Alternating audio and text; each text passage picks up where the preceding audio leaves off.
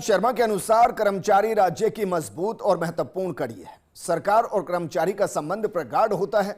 उन्होंने कहा कि हमारी प्राथमिकता है कि कर्मचारियों को किसी भी तरह की परेशानी का सामना ना करना पड़े।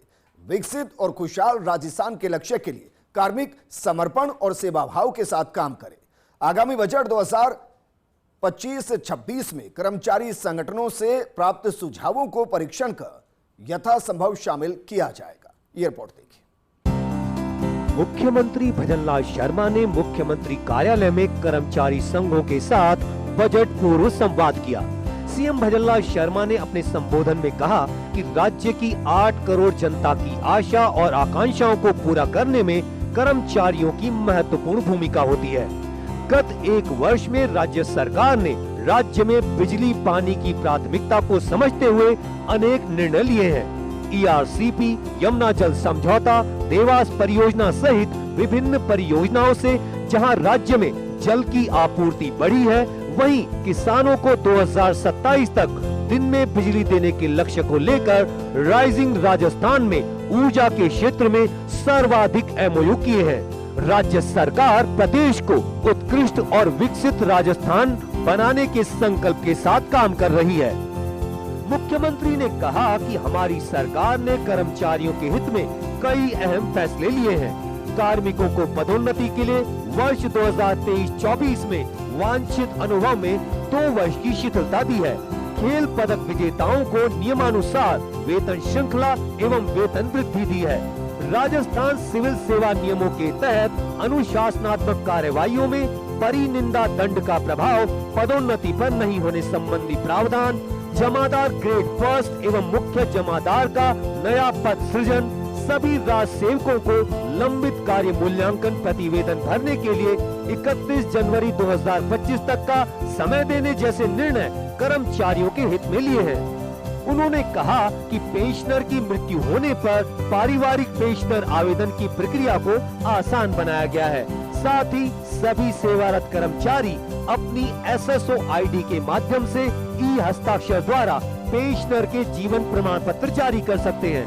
इससे राज्य सरकार के 5 लाख से अधिक पेंशनरों को घर बैठे जीवन प्रमाण पत्र की सुविधा मिली है। मुख्यमंत्री ने कहा कि हमारी सरकार युवाओं को रोजगार देने, भर्ती प्रक्रियाओं में सुधार करने और कर्मचारियों के कल्याण के लिए प्रभावी कदम उठा रही है। ग्रेच्युइटी की सीमा 20 लाख रुपए से बढ़ाकर 25 लाख रुपए करना, पेंशनर को 70 वर्ष की आयु पूर्ण करने पर 5% अतिरिक्त पेंशन भत्ता, 1 अप्रैल 2024 के बाद कर्मचारी की मृत्यु होने पर 10 वर्ष तक बढ़ी हुई पारिवारिक पेंशन देने जैसे विभिन्न प्रावधान कर्मचारियों के लिए किए गए हैं। RGHS के लाभार्थियों को दवाओं की घर पर ही डिलीवरी की सुविधा पायलट बेसिस पर चालू की गई है।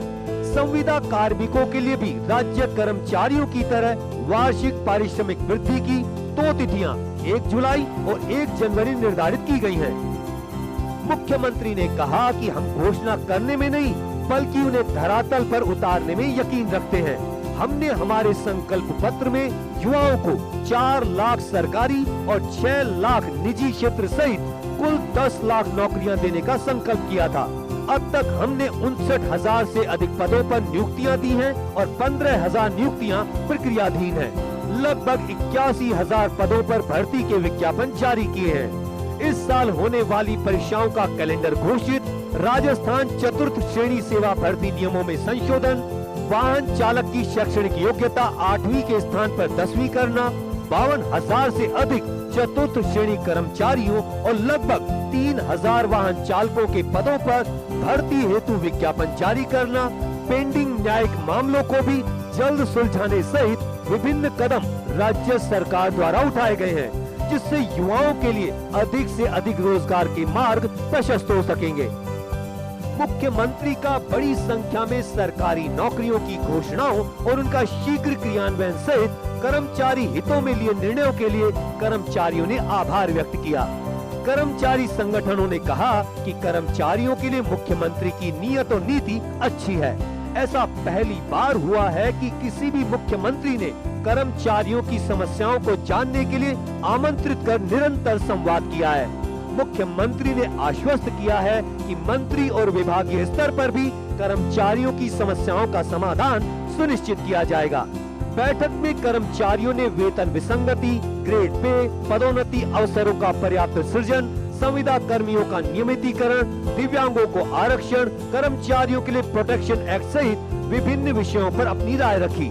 बैठक में पंचायती राज, शिक्षा, मेडिकल, सचिवालय सेवा, मंत्रालयिक सेवा, कार्मिक, आंगनबाड़ी, जलदाय विभाग, पटवारी सेवा, सूचना एवं प्रौद्योगिकी, कृषि सहित विभिन्न विभागों के कर्मचारी संघों के प्रतिनिधियों ने अपने सुझाव दिए। इस बैठक में उप मुख्यमंत्री दिया कुमारी, मुख्य सचिव सुधांशु पंत, अतिरिक्त मुख्य सचिव वित्त अखिल अरोड़ा, प्रमुख सचिव आलोक गुप्ता सहित संबंधित विभागों के वरिष्ठ अधिकारी भी मौजूद रहे। मुख्यमंत्री भजनलाल शर्मा और उनकी पूरी टीम बजट बनाने की तैयारियों में पूरी तरीके से जुट गई है। इसी कड़ी में आज मुख्यमंत्री भजनलाल शर्मा ने सीएमओ में पहला बजट पूर्व संवाद किया। इस दौरान कर्मचारी संगठनों से लगातार फीडबैक लिया। लगभग दिन भर चली इस बैठक में मुख्यमंत्री ने कर्मचारियों को जो एक साल में उनके हितों में फैसले किए गए हैं उनकी जानकारी दी, साथ ही उनसे फीडबैक लिए। इस दौरान वित्त मंत्री के बतौर कार्य कर रही उप मुख्यमंत्री दिया कुमारी साथ में मौजूद रही। मुख्य सचिव सुधांशु पंत और एसीएस अखिल अरोड़ा समेत सभी उच्च अधिकारियों की मौजूदगी रही।